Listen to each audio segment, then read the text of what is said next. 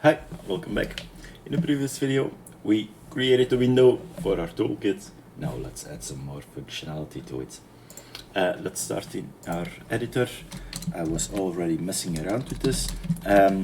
There's actually some commands, but the one we're interested in is load I3D file. We can pass in a file name of the file it has to load. So let's look at what we have available. When we go to the Farming Simulator folder where the base game is installed, we have a data folder. Let's pick something. Placeables, map EU, let's say selling points, grain mill. Let's spawn a grain mill. We're going to use the path over here, copy it in, because the escape character is a backslash. We're going to add another backslash to all of them that are present. And at the end, we want to add our file name of the actual file we want to load in. So in this case, it would be grain mill. Let's copy that so we don't make any mistakes. When we do this, we will get a new object with our file reference. Can do that, but we won't see anything until we say we want to link to maybe let's use our root node and we want to link our new object so we can actually add it to our scene. When we press shift enter, we execute this, and hopefully over here we should see something, and we don't, or actually we do. Sorry, over here we have the grain mill. When you press F, you should focus in on what's selected. Something strange seems to be happening. I think the grain mill is very huge and is a very bad example, but doesn't matter.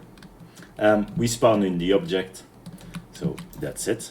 We just need to call load I3D object. Now we have to store the references to those files or give our users some way of doing that. So let's go to the code of our toolkit. This should be where we left off last video. Let's hide this a little bit for now. When we have our toolkit, we can open it up over here. The group name, child name. Let's add some possibility to select the file we want to create. So maybe underneath this one we can add another row. Not sure if we need a row, but I think it's better to add one. And over here we'll create something called, we'll look this up in the window builder. There's a file button.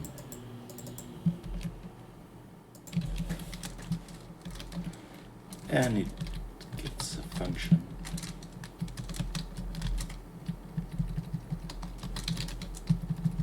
Function will have the file path that was selected. Let's print the file path. And do we need to add anything other than that? Filter, but the filter already is an I3D file. That's ideal for us. A default value, I don't have one. So let's try this one out. We have a row, we have a file button. I think this looks fine. Let's save this, go back to our editor, reload our scripts. Scripts farm toolkit. Now we have the other file button. We can click it. It prompts us to select the file. Can we maybe make this window a little bit smaller? We'll go to our Farm Simulator folder. Data, the same thing we did earlier. Placeables. Maybe let's look for something else. Let's pick this one. When we pick it, it prints the folder over here, and it doesn't do the strange backslashes. That's also a good sign, because that means we don't need to replace it. But now we're just printing the new stuff over here. So let's do something else with it. We know we have the file path. Let's rename it. We use the command over here. I thought load file. So be the file name. So over here we can say load the file name that we just selected, and after that link the new file to our root node.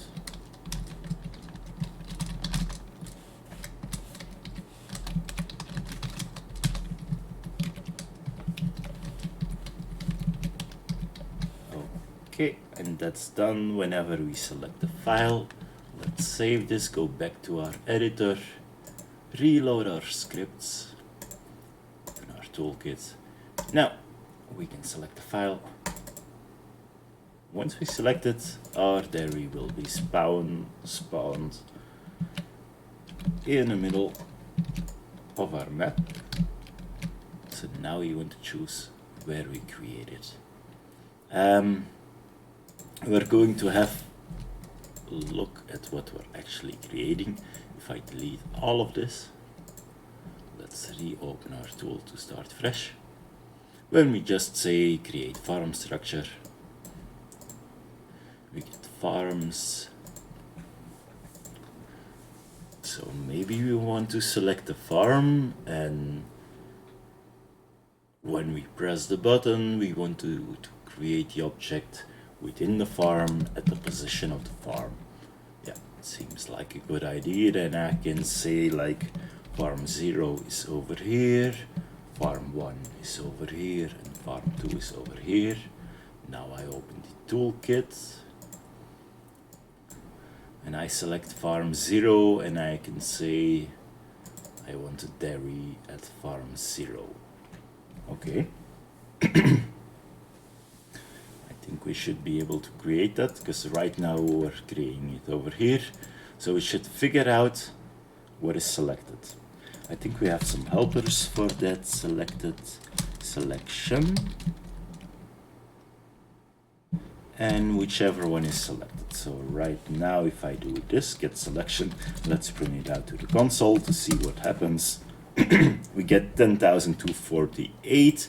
When I select this object, I can also see over here that is 10,248. This should be 49, and this should be 50. So if I select them all, this one,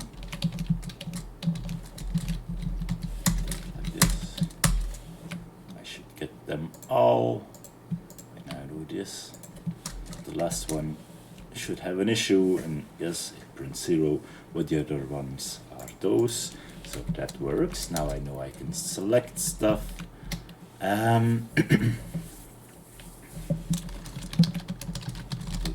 To start out, let's maybe just see if we have something selected.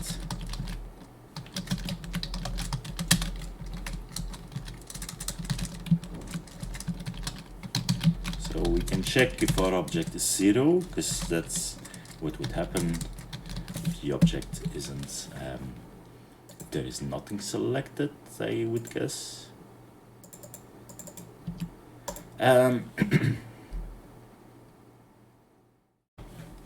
Then it doesn't matter. Then there is no selection. Then we don't have to do anything. So what we're actually interested in is this. I think it's over here. When there is something selected, print. We have a selection. Let's try this out. When we run this, nothing happens. But when we select an item and we run it again, the console tells us we have a selection. That's great. Can we find get name? We can get the name of an entity. So we can print our name, and the selection we have is our selected object. So we have a selection farm 0, farm 1. Okay, that's nice. Now it's also possible that at some point someone is going to click something else and run our script, and then we'll have this. So we want to check if our object actually starts with the name farm. And I have no idea how to do that, so we'll look that up. Lua starts with maybe.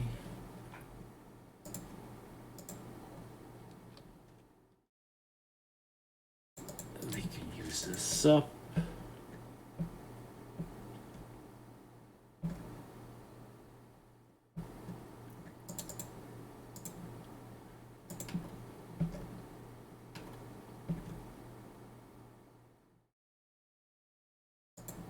Fine, might be interesting.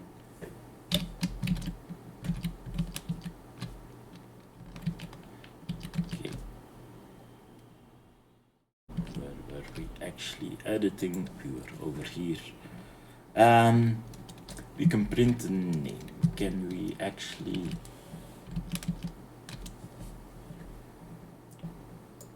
find something? The function returns nil.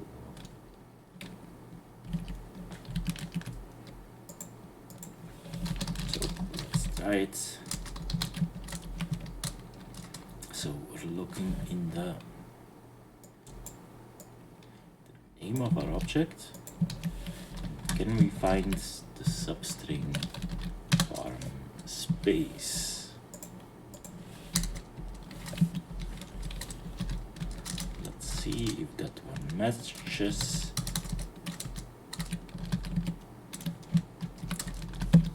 Let's print something to the console.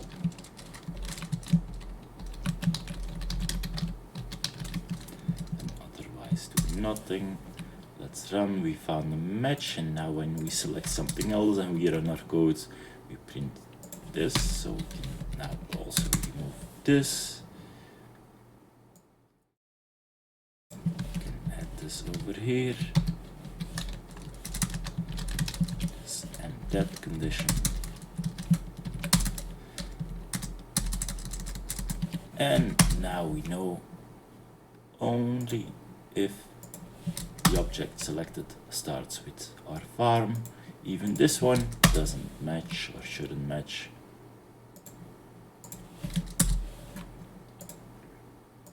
Okay,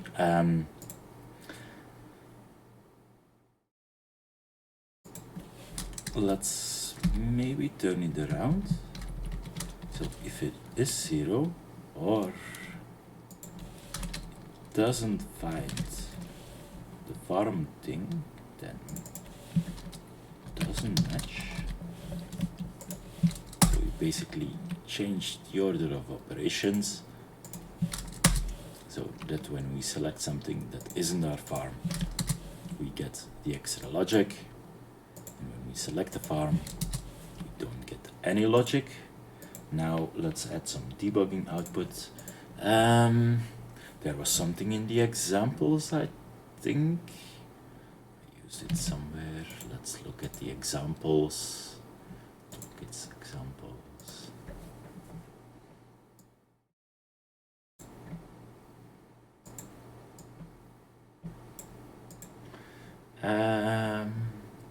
The spline editor does it. When I go to spline toolkit and I say do something, prints this error. This is what I want when we don't have anything selected. So we're going to look at the spline toolkit and see how it is done. So we have a window builder. We're making some options. Validate seems like something interesting. SH is a scene helper. Let's look for the validate. Message box. This is probably what we're looking for. This shows a message that something is wrong. So over here we can say we don't need this part. So the first thing is probably the title, and the other part is the message body. You have to select a farm. Let's express it. So now we can run this, and it doesn't do anything. That's great. But now I deselected something, and when I run it, it says you have to select the farm every time until I select the farm. And now it doesn't do anything. That's great. So now over here, we can add our code that we actually want. Maybe let's do add another layer, validate selection. We'll just wrap this up. So we can call it once. This is still exactly the same thing when a farm is selected. Finishes, and otherwise it says this. But now we can actually try this out. Over here we can do the real stuff. And this one, we are missing this. Should actually return out of the whole function to cancel what we were doing. I think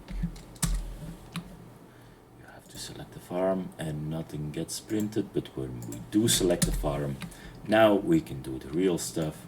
This is great. We can copy this, we can go back to our script.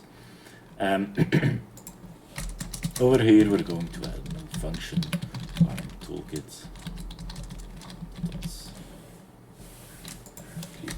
The function we just created. We don't need to call our actual function. We'll just clean this up.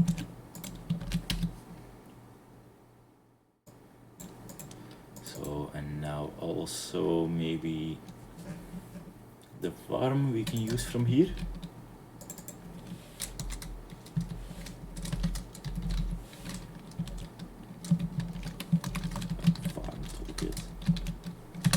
Child name, if it starts with that. And now over here we can do something, and this is going to be our load I3D file. Let's say validate selection over here. Now we have to pass our file path.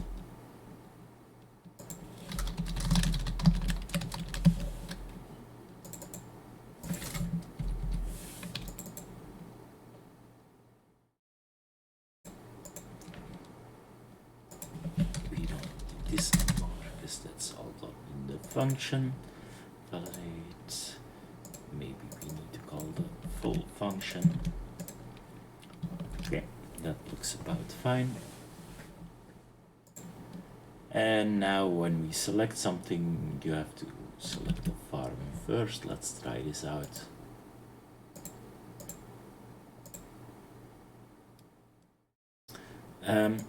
When we don't have anything selected and we select an object, it says you have to select the farm. We select the farm and we select an object. It says it explodes. So let's try to fix that. Over here, farm toolkit 44. Farm toolkit 44, so our object couldn't get loaded. Let's look at this. Which object were we loading?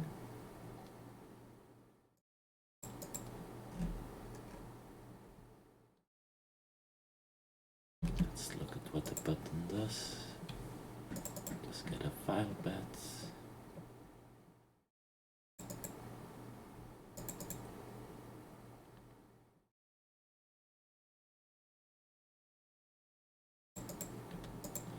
This does look right.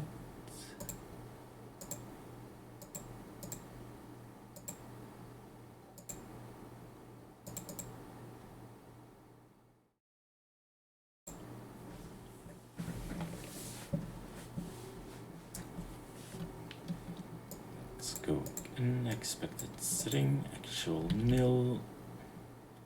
So where are we doing the load I3D? This is not working correctly.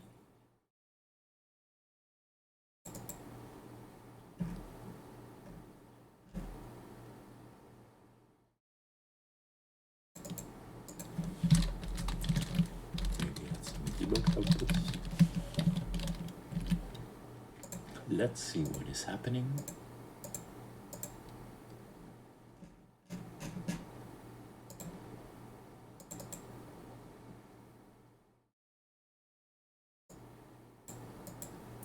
This looks right.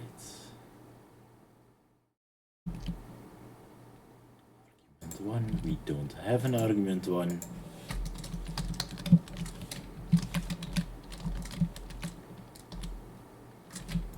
And physics, do you really want it? No worries. Okay, now let's reload the script.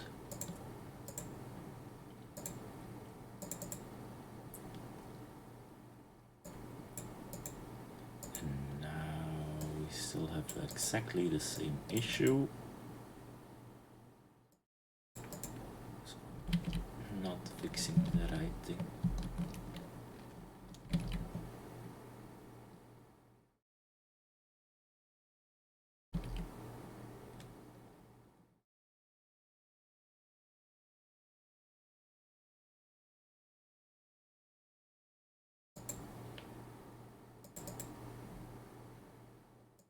Aha. There's a strange error over here. Capitalization, let's fix that. We can save, we can reload our script. Now we can select an object.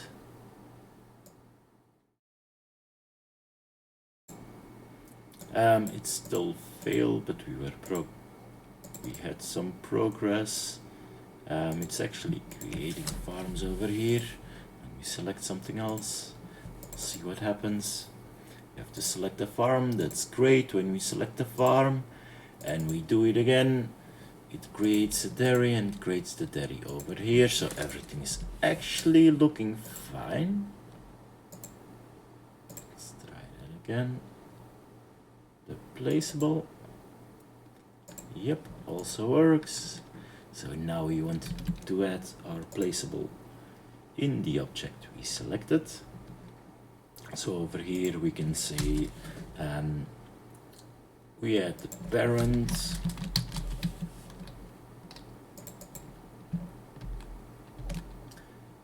and we want to add the object to the parent instead of the get root. Now over here we can pass parent. We don't have to, because we're doing it over here. Already prepared everything. We just had to use it. Because our parent is actually the object we just selected, because that one had to be a farm. We can save, we can reload our tools, go back to our script. I'll remove this to make it a bit more clear. Let's select an object. We selected it, and over here it created a new dairy in the farm. Okay, now let's try this out again. Let's go to farms. Let's say create some farm structures. I want farm 3 over here. Now I have farm 3. I can say I want to create this dairy over here, and it actually works. And it spawns at this location. I can select another farm. I can select another placeable. This is a bakery. And now I have farm 1 with my bakery. That I can obviously move around to fit.